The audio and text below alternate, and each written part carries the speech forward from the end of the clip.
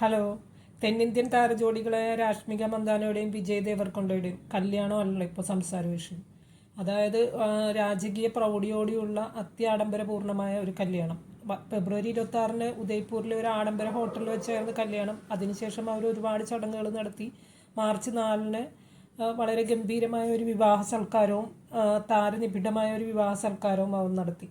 ഇതിനൊരു രാജകീയ പ്രൗഢി കൊണ്ടുവരാനായിട്ട് രണ്ടുപേരും കൂടി 3 കിലോ സ്വർണ്ണാഭരണങ്ങളാണ് ധരിച്ചതെന്ന് കേൾക്കുന്നുണ്ടായിരുന്നു. രാഷ്മിക 2 കിലോയും വിജയ് 1 കിലോയും. ഈ ഒരു സ്വർണ്ണാഭരണങ്ങൾ പണിയാൻ തന്നെ 10 മാസം എടുത്തെന്നാണ് പറയുന്നത്.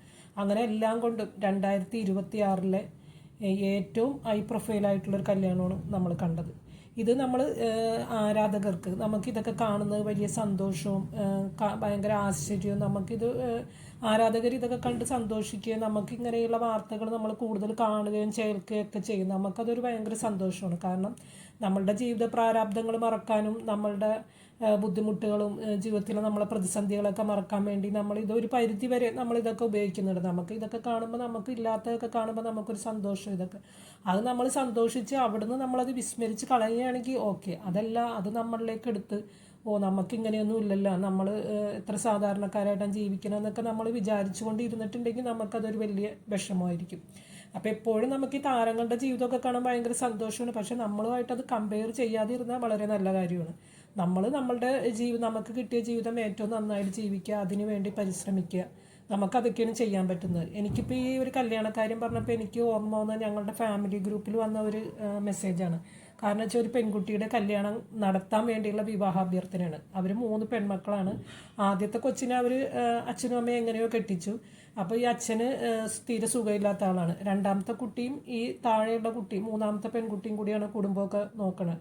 ഈ താഴെയുള്ള പെൺകുട്ടി, ഏറ്റവും താഴെയുള്ള പെൺകുട്ടി ഒരു പോസ്റ്റ് ഗ്രാജുവേറ്റ് ആണ്. അവരുടെ ചെറിയ വരുമാനം വെച്ചാണ് അവർ ആ കുടുംബം നോക്കുന്നത്. അപ്പം രണ്ടാമത്തെ കുട്ടിക്ക് എന്തോ അച്ഛനെയും അമ്മനെ നോക്കാനോ അതോ അവരുടെ സാമ്പത്തിക ശേഷി അറിഞ്ഞിട്ടോ വിവാഹപ്രായം കഴിഞ്ഞിട്ടോ ആ കുട്ടി കല്യാണം വേണ്ടെന്ന് പറഞ്ഞു. അപ്പം 3-ാമത്തെ കൊച്ചിന് ഒരു കല്യാണം വന്നിട്ടുണ്ട്. അവർക്ക് വലിയ ഡിമാൻഡ്സ് ഒന്നുമില്ല. പക്ഷേ ഈ കല്യാണം നടത്താൻ വേണ്ട ഒരു ധനാഭ്യർത്ഥനയാണ് അവർ ഈ ഗ്രൂപ്പുകളിലൂടെ നടത്തിക്കൊണ്ടിരുന്നത്. അപ്പം മനുഷ്യർ നമ്മൾ എത്ര സമന്മാരാണെന്ന് പറഞ്ഞാലും എത്ര വ്യത്യസ്തമായ തട്ടുകളിലാണല്ലേ നമ്മൾ ജീവിക്കുന്നത്. ഒരു സ്ഥലത്ത് ഇത്രയും ആഡംബരം നമ്മളിങ്ങനെ ഇന്ത്യയിൽ നടക്കുമ്പോൾ വേറൊരു സ്ഥലത്ത് നമ്മൾ ഏറ്റവും അടുത്തിട്ടുള്ളവർ നമ്മൾ അനുഭവിക്കുന്ന ബുദ്ധിമുട്ടുകളും ആ ഒരു പ്രയാസങ്ങളും അതൊക്കെയാണ് ഈ ഒരു മെസ്സേജ് കണ്ടപ്പോൾ എൻ്റെ മനസ്സിലേക്ക് വന്ന കാര്യങ്ങൾ. ഇപ്പം നമ്മൾ ഒരു ലുലു മാളിലോ ഒരു സിനിമ തിയേറ്ററിലൊക്കെ പോയാൽ നമ്മൾ കേരളീയരെ കണ്ട നമ്മൾ ജീവിതം ആസ്വദിക്കണമല്ലേ. ശരിക്കും പറഞ്ഞാൽ കേരളീയർ എത്ര നന്നായിട്ടൊക്കെ ജീവിക്കണം.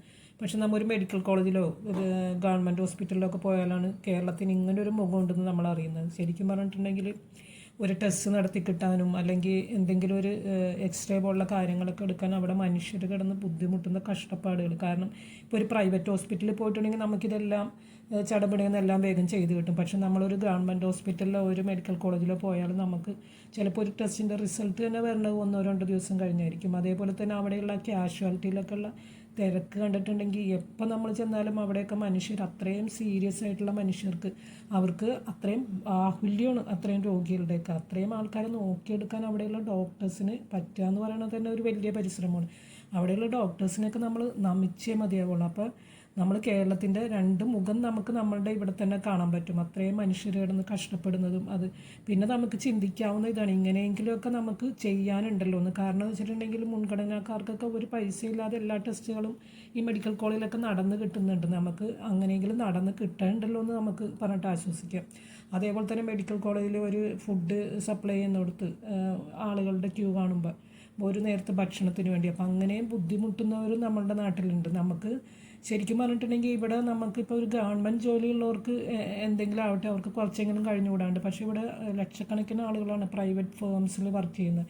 എത്ര കിടന്ന് രാവിലെ തുടങ്ങി വൈകുന്നേരം വരെയും കിടന്ന് ബുദ്ധിമുട്ടിയാലും തുച്ഛമായ ശമ്പളമാണ് നമുക്ക് കിട്ടുന്നത്. ഇപ്പോൾ ഒരു മാസാദ്യം നമുക്ക് ആ ശമ്പളം നമ്മളെ കയ്യിൽ കിട്ടിക്കഴിഞ്ഞാൽ അതിപ്പോൾ എല്ലായിടത്തും മാസാദ്യം തന്നെ ആ ശമ്പളം കൊടുക്കണം എന്ന് പോലും ഇല്ല. അത് ചിലപ്പോൾ മാസത്തിൻ്റെ പകുതിയൊക്കെ ആയിരിക്കും. ആ ശമ്പളം നമ്മളെ കയ്യിൽ കിട്ടിക്കഴിഞ്ഞാൽ എല്ലാ അനാമത്തുകളും ചിലവും കഴിഞ്ഞാൽ എത്ര കാശ് നമ്മളുടെ കയ്യിൽ മിച്ചമുണ്ടാകും. അത്രയധികം നമ്മളിവിടെ ബുദ്ധിമുട്ടുന്നുണ്ട്. ബുദ്ധിമുട്ടിയാൽ പോലും നമുക്ക് അതിനുള്ള വരുമാനം നമുക്കിവിടെ ഇല്ല എന്നുള്ളതും ഒരു വാസ്തവമാണ്.